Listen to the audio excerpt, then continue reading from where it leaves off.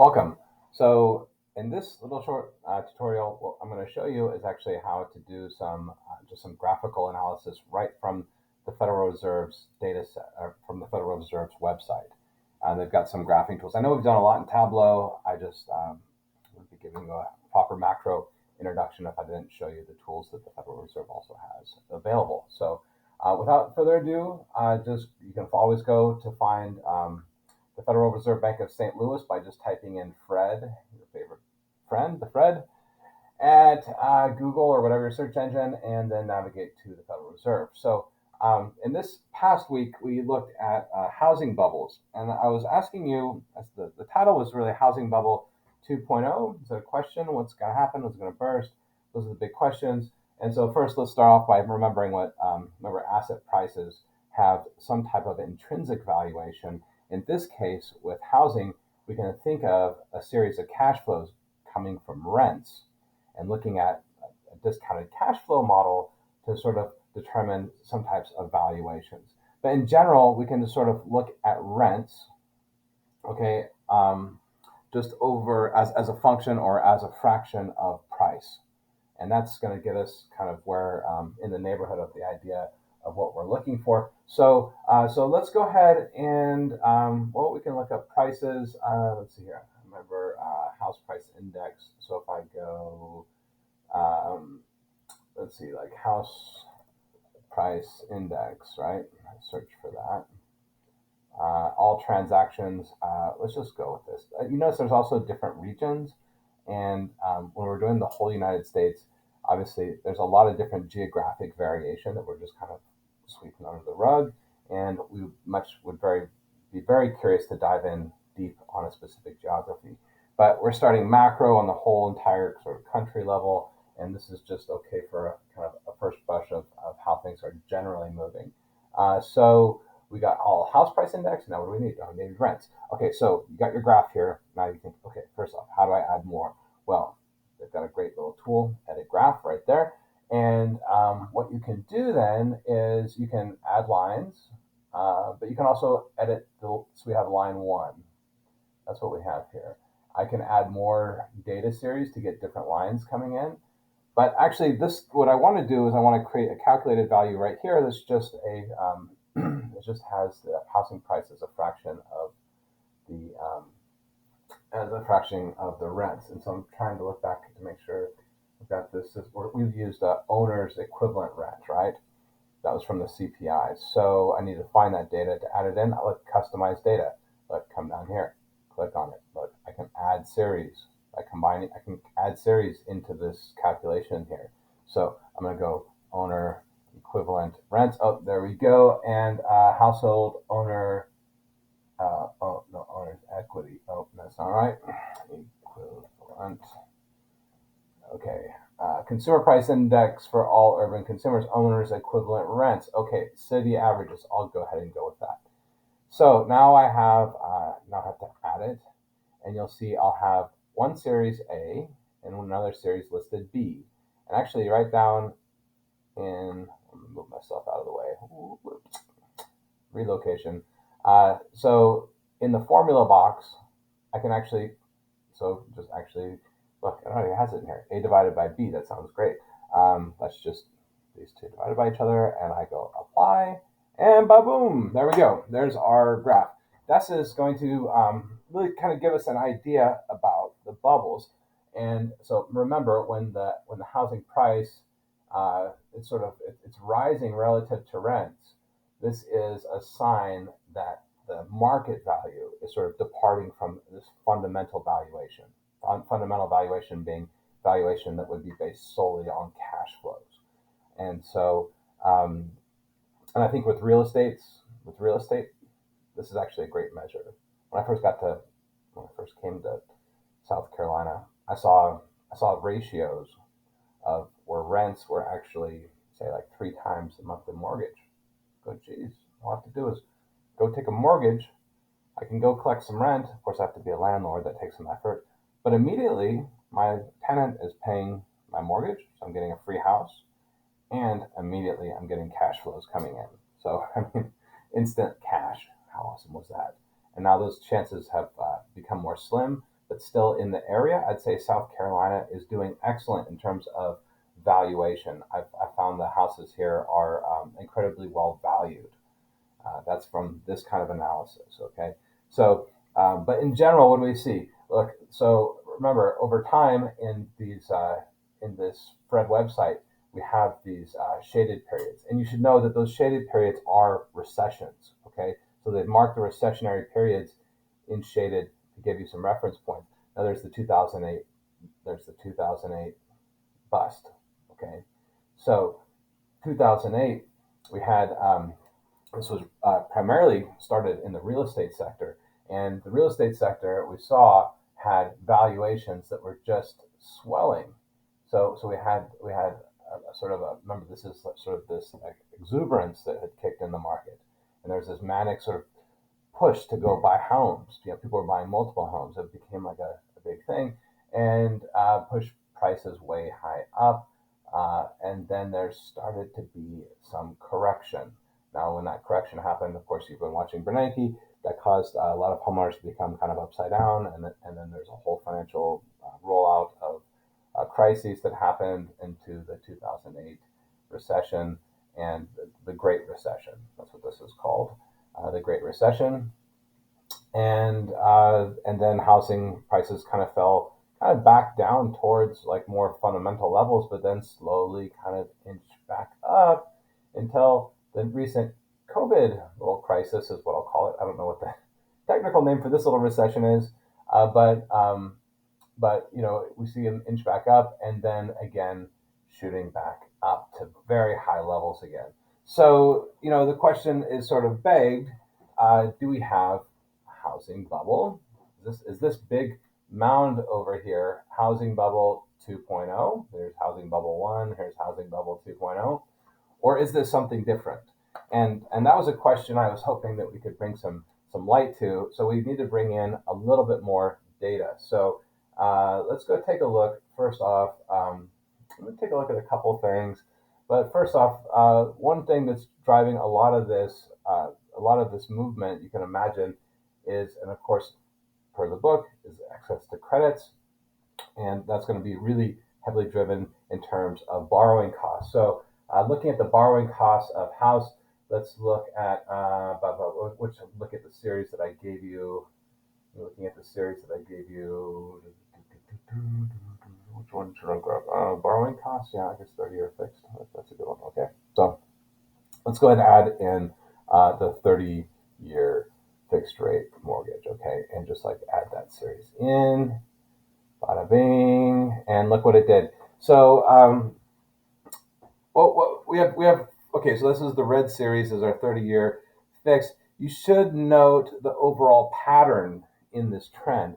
The overall pattern being that, look, interest rates had a peak in the actual it started this inflationary period had, so there was a great inflation back in the 70s that had sort of caused an eventual, so that what did the Fed do? They responded by raising rates up and quashing out that inflationary period, and then from this very high peak of inflation and prices, we've had interest rates, actually inflation dropped, interest rates were up very high,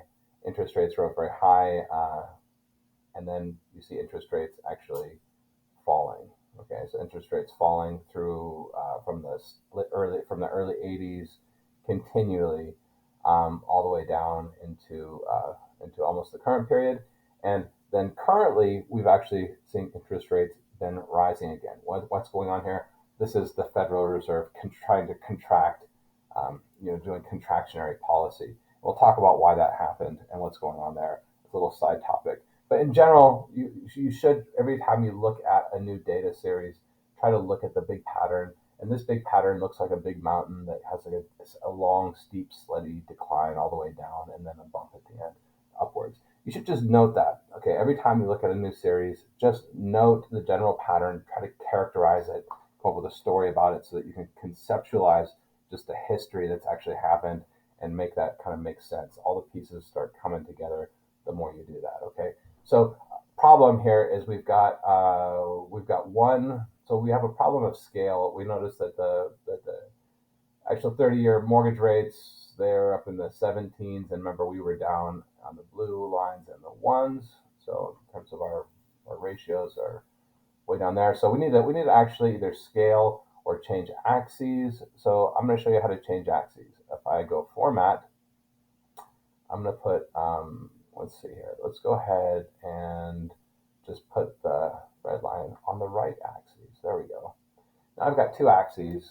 On the right, I've got my mortgage rates, and on the left, I've got the ratio that I created. And now they can be graphed. We can kind of see things a little bit more meaningfully. Okay, so what do we notice here? We notice that actually, well, a couple things, and it's not quite as apparent. But let's go ahead, take a look. We did notice that actually, so from the dot-com bust, rates fell. You see, so it was actually falling rates causing us, it spurred. So from the peak up here in 2000, rates fell quite substantially from, what is this, from almost 9% down to 5%. And that drop in interest rates made credit more easy, made houses cheaper to go buy, and was a big part in spurring on that first wave. Now, again, what we see after the 2008 crisis is we see interest rates again falling. So interest rates had fallen to incredible lows, all the way down to 2.6 after the recession. And it's really pretty clear that this drop in interest rates, you see that with very cheap lending, we see that actually housing prices sort of departed from their fundamentals again. So that's kind of interesting, right? You see that this sort of swelling of or this access to credit, and people sort of having borrowing become cheaper, causing obviously more people to take loans, go get houses, and causing eventually housing prices to rise.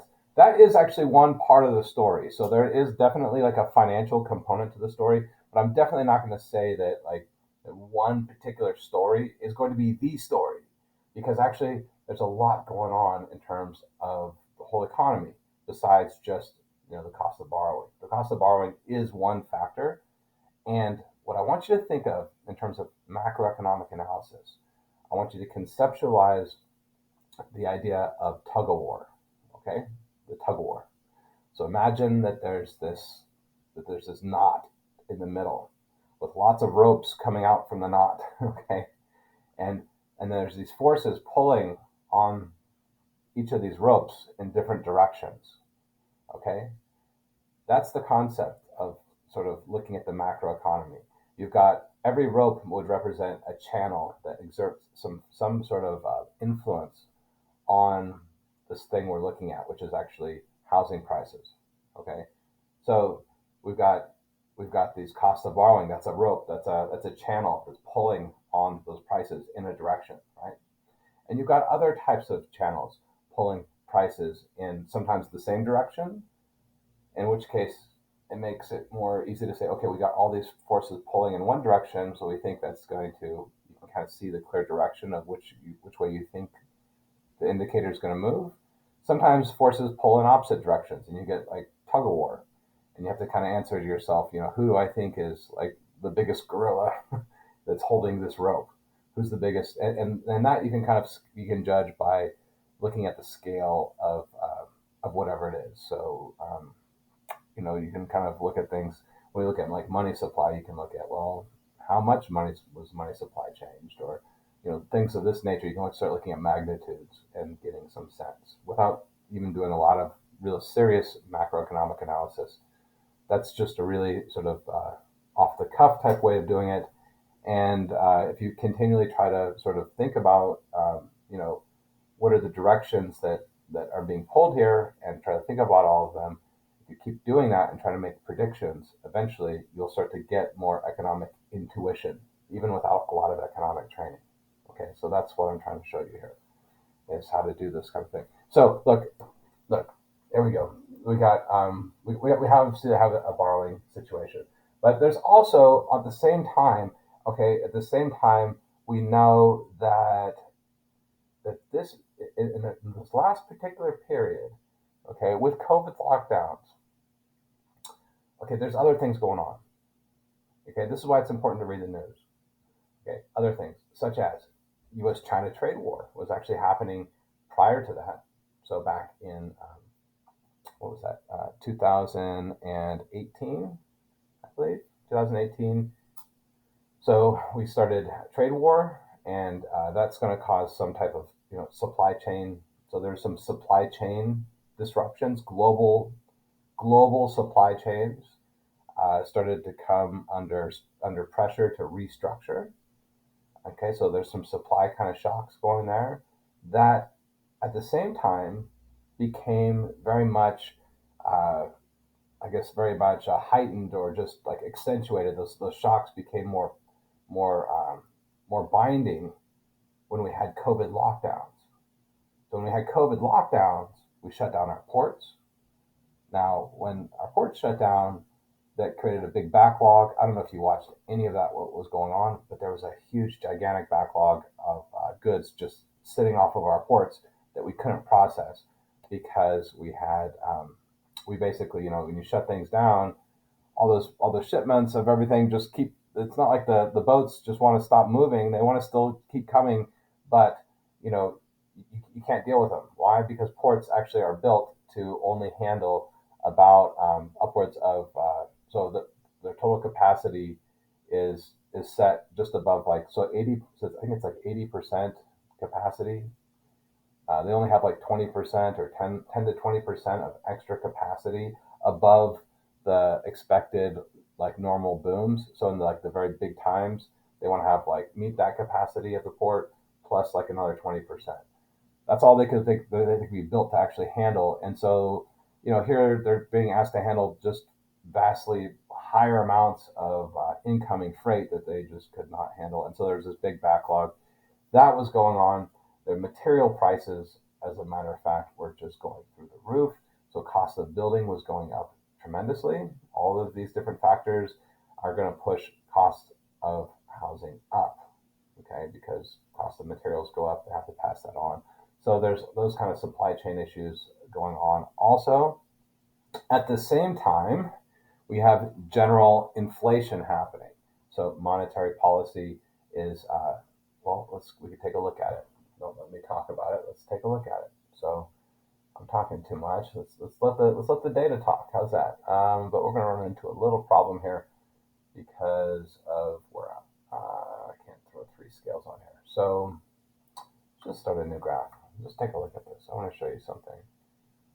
I think the money supply graph was the macroeconomic graph that just threw me to the floor. So you notice that the money supply was actually very stable throughout pretty much all of U.S. history. This is the most linear type of curve out there. And then we printed $4 trillion in the month of around May of 2020, and threw a bunch of that money actually into.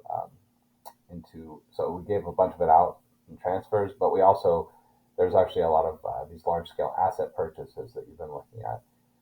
So that was going on too. So with money supply shooting up in this kind of a crazy amount, okay, what was going on what was going on actually with interest rates there? Let's take a look. Remember, interest rates were falling, right? So interest rates falling. So here's that 2020 interest rates falling, right around. See that 2020 bot, right? With money supply shooting up, this is expansionary type policy. They're really trying to stoke the economy. They're just pumping gasoline into it, but like with record amounts. I mean, this floored me when I saw this kind of jump. That's crazy. So when I saw this kind of a jump, what did I know was going to happen? Well, immediately I know, oh, gee, you know what?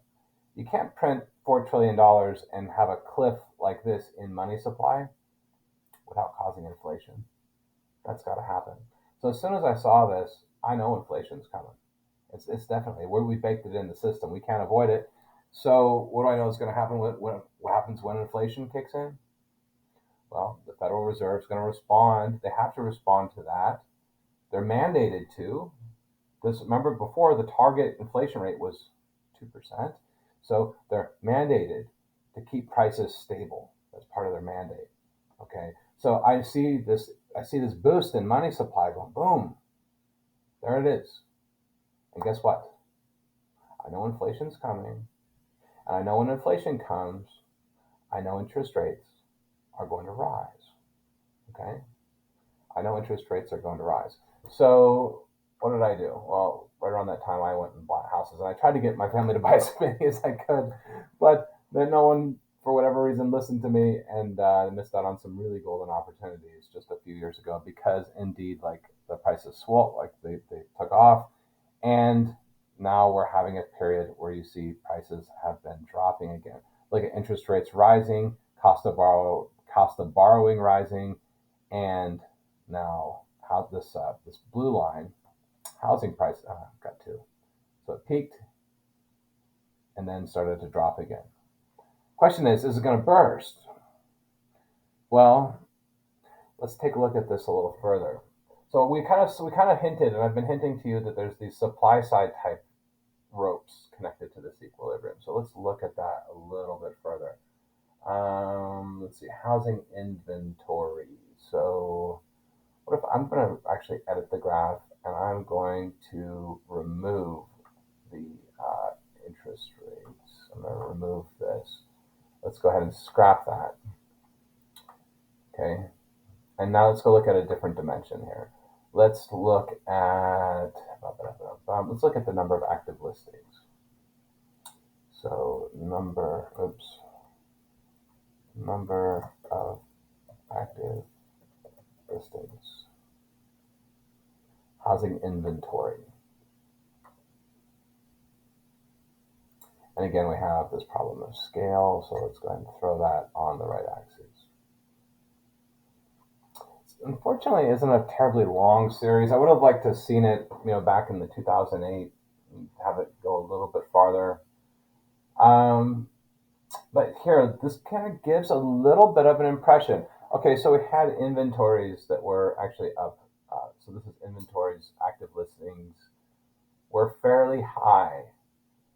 Okay, and then you see that they've actually taken a dive or they've fallen. So the number of listings actually has fallen tremendously. I would really like to see what was going on in 2008. I always said that one all the way back there. Oh, that's unfortunate. Okay, but look, the number of listings is still fairly low. So you see it is cyclical. You see this wavy pattern. Well, that's because there's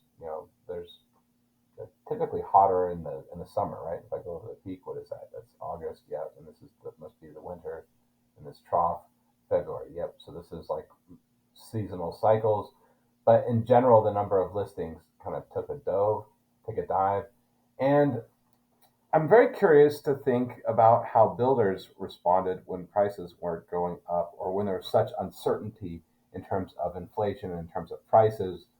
Um, just the number of actually active new construction builds, the inventory of new houses that are going to come on the market. Um, yeah, so all of these things, if these are all contracting, inventories are low. Basically, the supply side can still be shocked. The supply side being pulled back, even though we have housing prices that are sort of up, we can think of maybe that there's still some supply side constraints. I'm not so sure exactly how fast those supply side constraints, if they're with our inventory being low. You see, inventory is very low of new houses being offered. So when are those going to be alleviated? See, we have supply side constraints. So on the supply side, do you see my point? The supply side means that the inventories are low. It means that the supply of houses was sort of pulled back. It was shocked back. sort of exactly like what I was thinking about these supply shocks that we're just generally talking about in terms of materials and also just some price volatilities and everything else that's causing maybe builders to think twice about breaking ground on new land and developing new land. I'd like to see actually some more data on this, but my kind of intuition, and I'm not an expert, especially in this particular field of real estate, but my intuition is that we still have sort of this negative supply side shock that's pulling that will keep price pressures up. And so, whereas we saw in 2008, we saw a gigantic drop in prices. I don't know. Like I'm not an expert, and I may be totally wrong about this. Okay, I'm making guesses here, but with the supply side shock keeping prices up, and again, I don't know how long it would take to actually alleviate that supply side. You got to build homes. That takes time. Builders have to get more confidence. There's all kinds of things has to happen. So, and also we have money that's still our monetary policy. We're getting inflation under control.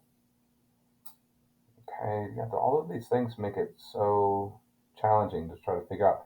But I would guess, actually, that what we're going to see is not the big downside mountain that we had in 2008. I'm going to guess, my thought is because of the supply side shocks and everything else, that I'm going to guess that this is actually going to probably just stay, the prices will probably stay pretty stagnant. May decline a little bit, but stay pretty stagnant, especially I would guess in our area. In some areas, again, geographically, you've got fluctuations that are very wide, but I would guess that's my guess. Okay, I may not be right. I'm not an expert here, but the important thing is to make a guess. Okay, so in summary, what we've done is it's not just a meandering. Okay, this is an exploration. This is a thought process of exploration that I'm introducing you to how to use the FRED, how to look at different data series, and the most important thing you can get out of this exercise is one, to know where to get macroeconomic data, but number two, that you've learned how to make predictions about the future. Okay, predictions about the future. It's not just about putting it in Tableau and throwing predict. Okay, predictions need to come from your own analytical sort of frameworks and try to sort of figure out where do I think these are going. And then what you get to do is after you've made your prediction, we're going to fast forward in time, see if you're right or not. Okay, this type of process will help sharpen you in terms of your ability to do macroeconomic analysis without having, maybe the expertise of a PhD in economics. Okay, we're not gonna get to it would take a lot of effort to really get to a point of making, um, very sophisticated sort of predictions in macroeconomics. But you don't need necessarily sophisticated predictions to make economic forecasts. Okay, you can look at the market and sort of think it through, and that's what I'm showing you how to do. Okay, and hopefully the book that you've been reading gives you some context for all of this, and that's it. Okay, so with that said, I'll give you your actual Tableau forecast, and you can work out doing some numerical forecasting on sort of like a statistical Tableau kind of way. But I want to really emphasize that your mind and being able to sort of process this sort of tug of war that's happening that I talked about between these different forces, that's going to be actually probably more key for you. Okay, forecasting is important. You can use this Tableau exercise in a lot of ways, but your thinking is priceless. Okay, just remember that, and that's it. Okay.